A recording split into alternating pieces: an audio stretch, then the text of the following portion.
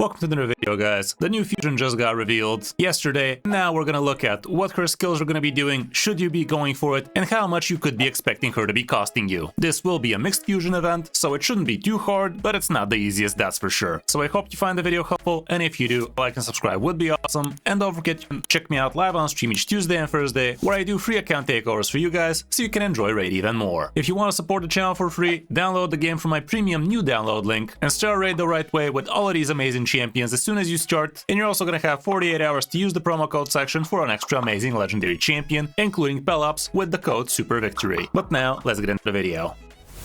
So here she is, Mavara the Web Diviner, another Dark Elf legendary champ, which is kind of weird. We literally just got Noldua a couple of fusions ago, and she was pretty alright herself. Again, she was a partner champion, not that this one is, but you get it. Again, it is a reviver, like Noldua. Not as good of a reviver, but she definitely has some pretty sick skills, which we are going to be looking into detail here, so you guys have a better idea of what this guy is going to be. The A1 on this champion would be Strike on my mark, and she's going to be attacking one enemy, and she also places a fervor buff for 2 turns on a random ally except this champion. If the random selected ally is already under a fervor buff, place it on another random selected ally. And the fervor buff is pretty good. Here's what it looks like: increases damage inflicted by 10% and reduced damage received by 10%. So obviously an amazing buff to be having, even though it's not very popular out there. There are several different ways you could be getting this buff, and you're gonna notice they're actually not saying that the fervor buff needs to be happening from her. So technically speaking, if you have another way to apply fervor buff on everybody, the 50% chance of joining the attack will be happening very easily for you, and that is really going to give you a lot more damage in things like long fights, like Chimera, like Clan Boss, like Hydra. That kind of stuff should be pretty nutty. Right now, champions like Glorious Palace is giving the fervor buff, which is pretty cool, and she does give it to everybody, so this would be an amazing combo, her with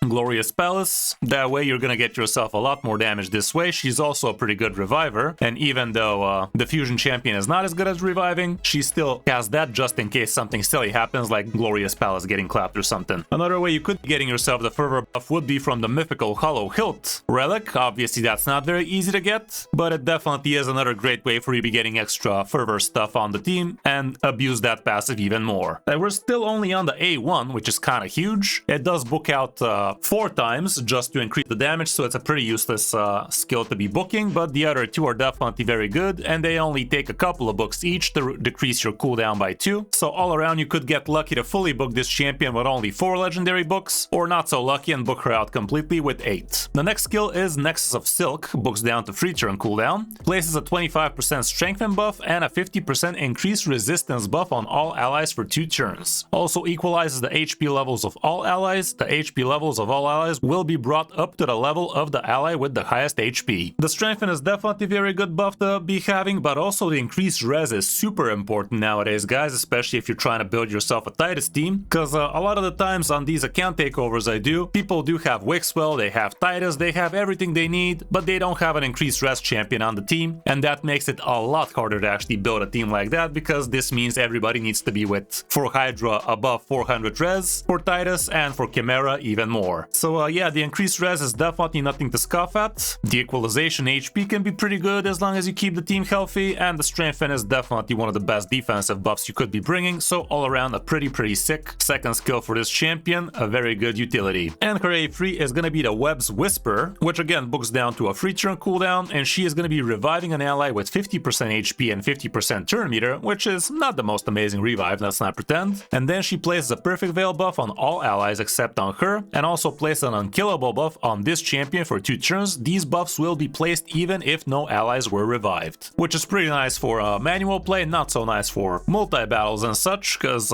in that case this thing is going to get placed left and right without reviving, which could be sucky, but all around it's a great skill. The Perfect Veil can be amazing for things like Hydra and Chimera. The Unkillable is pretty good for your reviver, and also a single revive could be just what you need for things like Faction Wars Hard. All around these are the 3 skills. Looks like a pretty solid support kit, and we also have a pretty solid passive, Paradigm Visions, for every 8 buffs the enemy team receives increases the turn meter of all allies by 20%, guys. This is actually huge because in things like live arena and just normal arena, as soon as the fight starts, everybody already has like at least 8 buffs. Like everybody gets Mercurial, everybody gets Stone Skin, that kind of stuff, sometimes even more. And if another support takes a turn, well, you probably got 8 more buffs like block debuffs, increased speed, that kind of stuff. So this would be a ton and ton of turn meter boost from this champion alone, which could be pretty awesome. And also for every 16 buffs this champion and their allies receive, heals all allies for 20% of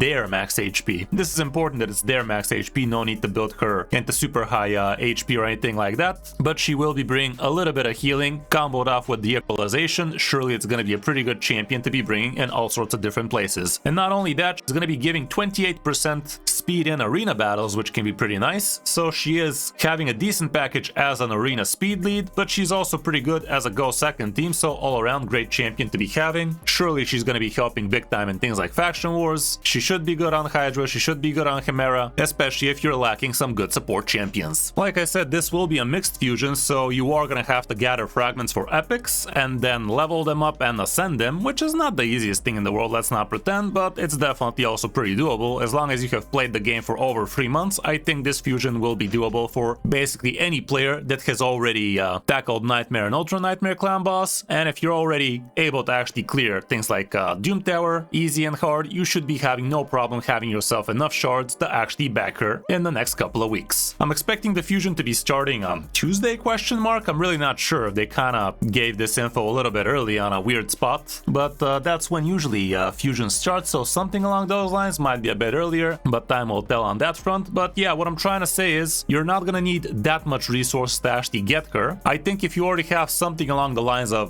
10 sacred shards or the equivalent of them ready to get cracked during the events for the next couple of weeks, as long as you're clearing things like clan bosses and such, you should be having enough shards to be clearing the probably 2 summon events that we're gonna have to do. And for the rest of it, you're gonna need something along the lines of 45 million silver. I'm not saying you need to have them right now, but as long as you're playing the game, as long as you're doing the events like farming the tournaments and everything else, it should be costing you something along the lines of 45 mil, so you can actually tackle the couple of artifact enhancement events we should be seeing, and the rest of it would be energy. If you want to be on the safe side of things, 2,000 gems should get you there, but usually 1,000 gems is also gonna get you there. Like, you really don't need that much energy aside from the daily energy the game throws at us each day. So all around, at this point, you guys have seen what fusions usually cost. It's really not that expensive. So to recap, if you have something along the lines of 10 sacred shards, 20 million silver, 1,000 gems, I'd say you are set to be clearing this, as long as you're clearing your clan boss daily, which should help you get a few extra shards during that time being. I still see way too many people that think that fusions like this are impossible to do as a free-to-play player, but trust me, as long as you're clearing your clan bosses, as long as you're playing the game daily and spend your free resources, you should have no issue completing basically any fusion, heck, even back-to-back fusions. Just don't forget you're also gonna need a little bit of potions to actually ascend the epics, which you will have to gather, and don't forget you can actually use those epics to fuse them while there is a champion chase tournament going on, and that will give you a little bit of extra points. So all in all, if you're smart about it, if you're strategic, and you try to double and triple dip when you can when the fusion calendar comes out, you should have no problem getting her. I will do a detailed fusion guide once the calendar is out, so we can see exactly where and how you should be comboing off some events, so be on the lookout for that, and I will do my best to make this as easy as possible for you to actually get this champion in your vault, or preferably in your team. So yeah guys, do let me know in the comments if you're going to be going for her. You're also going to get yourself a token for the fusion, which is pretty worth it. So yeah, do what you can to get her in the bag. And if you found the video helpful, drop a like, subscribe to the channel, and don't forget you can check me out live on stream each Tuesday and Thursday. Download the game from my premium download link if you want to star rate the right way. And thanks for watching guys. I'm Chris05, and I'll see you in my next video or stream.